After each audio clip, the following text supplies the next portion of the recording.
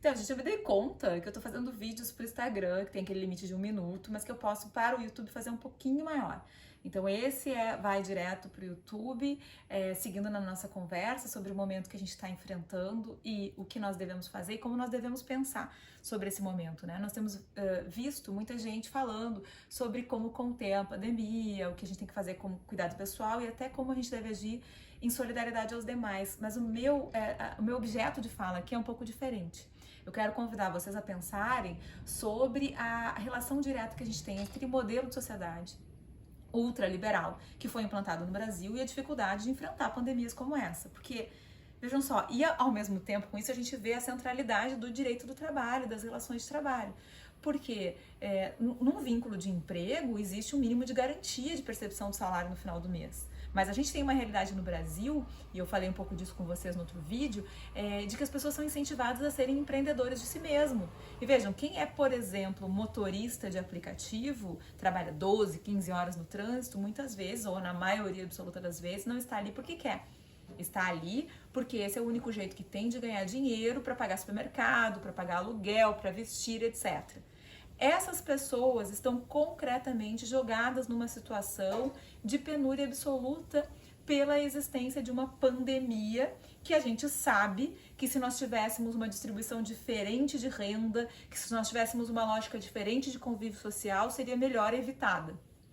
Fato é, nós temos a pandemia. Como essas pessoas que hoje somam mais de 40% da classe trabalhadora no Brasil, que estão na informalidade, e que, portanto, não tem nenhuma rede de proteção social, vão sobreviver a uma lógica de quarentena se essa lógica perdurar por mais de um mês, por exemplo. Aí a gente olha para o governo e o governo está dizendo que vai auxiliar as companhias aéreas. Não falam como vai auxiliar os pequenos, verdadeiros pequenos empreendedores a sobreviver num momento como esse e também não fala como vai auxiliar a classe trabalhadora a sobreviver.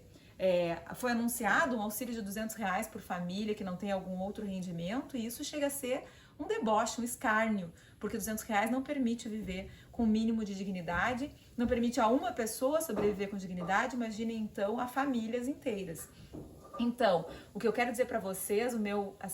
questionamento que eu estou propondo que vocês reflitam é que toda a política liberal que foi feita, especialmente, mas não somente, especialmente a partir de 2016, com a reforma trabalhista, com a reforma da Previdência e, sobretudo agora, na insistência de manutenção dessa agenda de desmanche, através da tentativa do Congresso de transformar a MP 905 em lei, aquela medida provisória que fala do contrato verde-amarelo, vejam, nós, mesmo diante da pandemia e da evidência de que um mínimo de Estado social é necessário para a sobrevivência da raça humana, seguimos insistindo na lógica do desmanche, na lógica de um modelo de Estado que não é Estado mínimo, né? Na verdade é um Estado máximo na área de segurança, é um Estado máximo na restrição das liberdades individuais e um Estado mínimo em termos de direitos sociais. E nós devemos estar apostando exatamente no contrário. Então, o que me parece é que essa pandemia está nos dando a oportunidade, como sociedade ocidental, capitalista, de pensar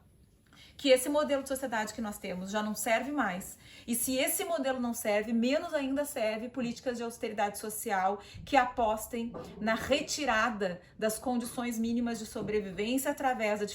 dificuldade de obtenção de benefícios previdenciários, como foi o caso da emenda constitucional que resultou da PEC 6, ou como é o caso dessa medida provisória 905, que quer estabelecer o contrato verde-amarelo, retirando direitos e tornando ainda mais precários os vínculos de trabalho. O que a gente precisa no Brasil, gente, é de reconhecer a efetividade do inciso 1 do artigo 7º, ou seja, de que as pessoas tenham efetiva garantia contra a despedida e de fomentar o emprego com todos os direitos previstos na CLT e outros que nós consigamos construir, porque afinal de contas nós somos uma sociedade que está baseada na relação de troca entre capital e trabalho. E enquanto esse for o modelo de convívio social, é fundamental, inclusive para evitar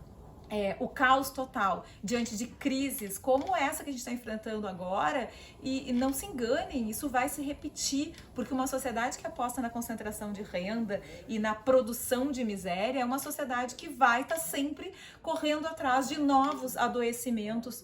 sociais ou de novas questões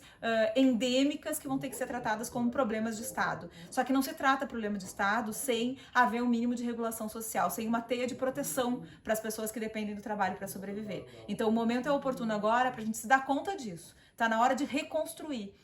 ter a mínima de proteção social que a gente conseguiu ter no nosso estado a partir da década de 30 e de avançar em termos de efetividade de proteção para quem vive do trabalho para sobreviver.